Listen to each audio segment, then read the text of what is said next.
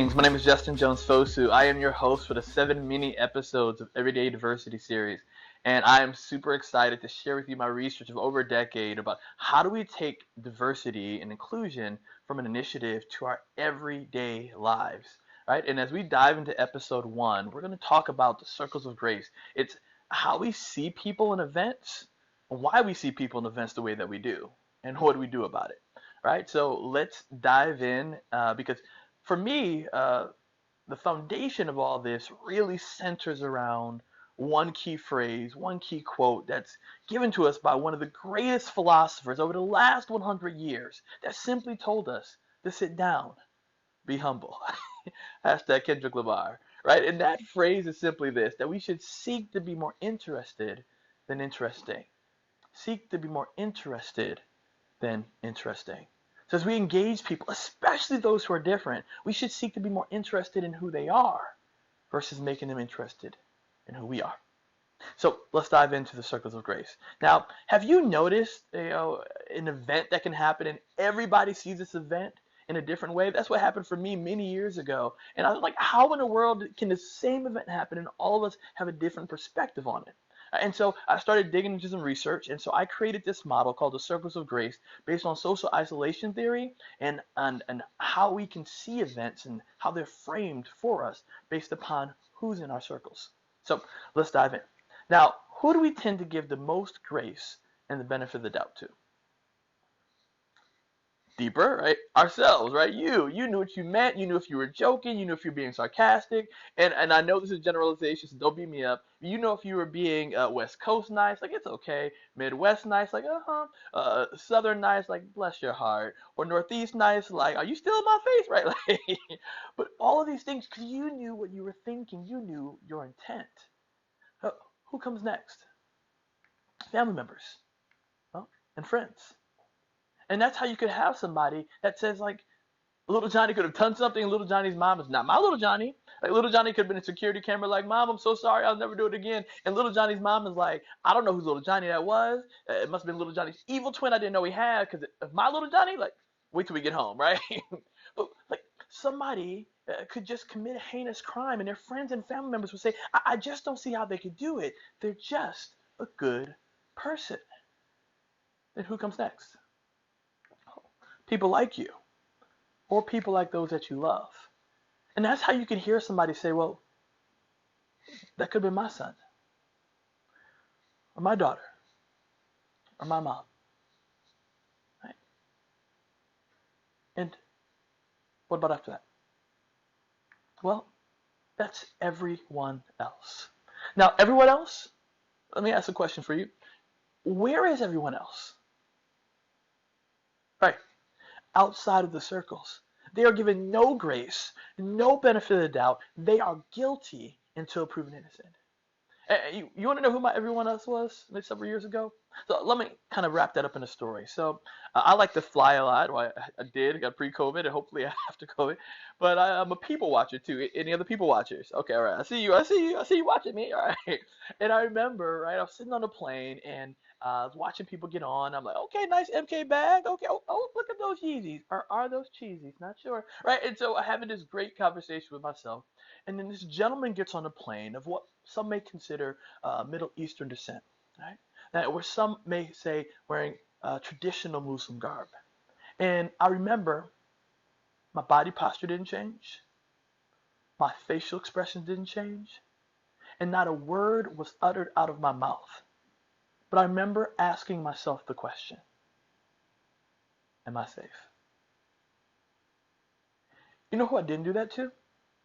I didn't do that to the white businesswoman or the African American gentleman or the Latina a couple passengers later.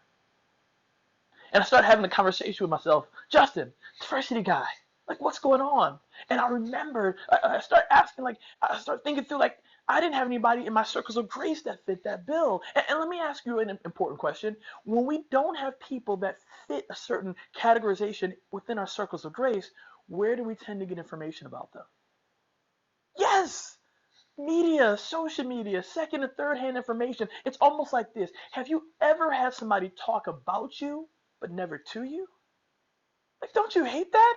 He's like, why'd you just say something to me? But oftentimes we do that to whole groups of people. And many times it's not even malicious. Let me give you a great example, because our brains are actually wired to categorize things. Right? It wants to conserve energy for things it thinks it doesn't know. And so it wants to pull from these things to create knowledge. Save itself for things that it doesn't know.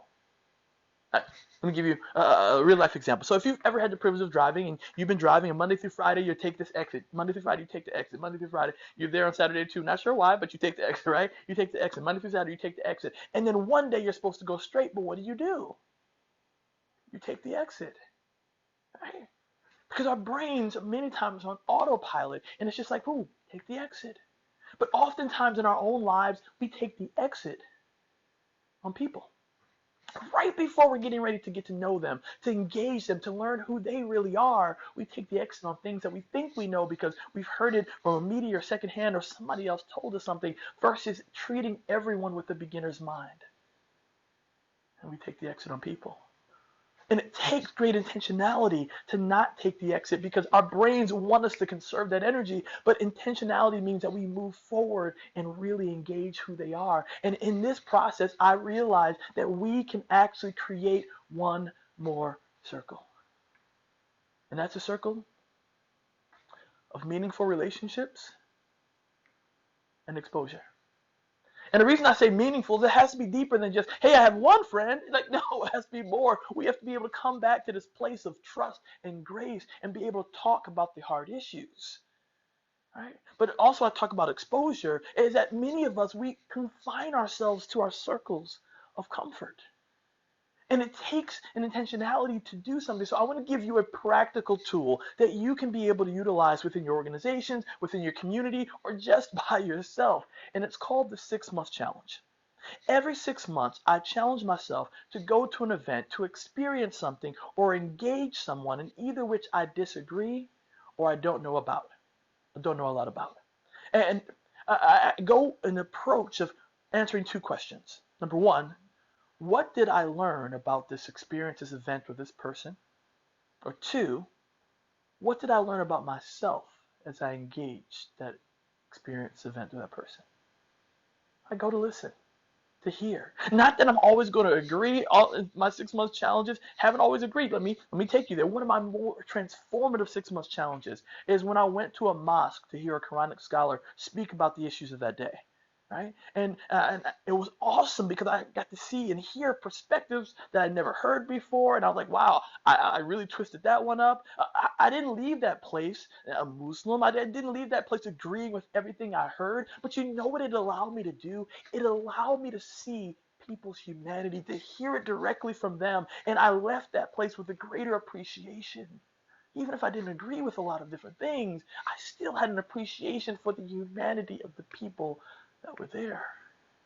And my friends, diversity is not that we're always going to agree, but the question is, how will we enlarge our circles to be able to engage more effectively? So I've been kind of vulnerable up here, sharing with me my everyone else, but I want to ask you a question. Who is your everyone else? Who are the people that you give no grace, no benefit of doubt? They're guilty until proven innocent.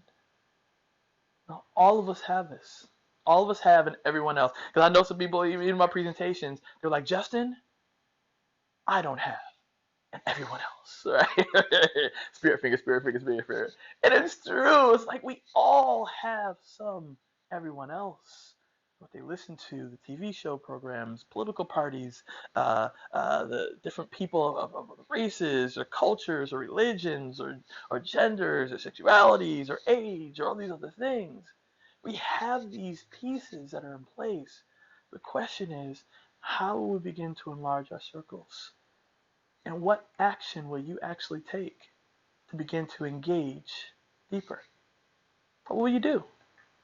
Will you look for who's not in the room and seek their perspective in your organizations? How will you hear somebody else, especially those who you disagree with. One thing you can do, I'd love for you to stay connected with me. I'm Justin, iworkmeaningful.com. You can connect with me there or on social media at iworkmeaningful at all these wonderful places. And make sure that you stay tuned for the other 6 episodes of the Everyday Diversity series. You want to know how to enlarge your circles? Well, we're going to talk about in episode 2, welcoming versus inviting, in terms of how do we enlarge our circles. So I'd love for you to stay connected, stay tuned, check out the YouTube link to watch the other episodes, and or you can go to workmeaningful.com for more information. So thank you so much. Have a great day, and I'll see you next episode.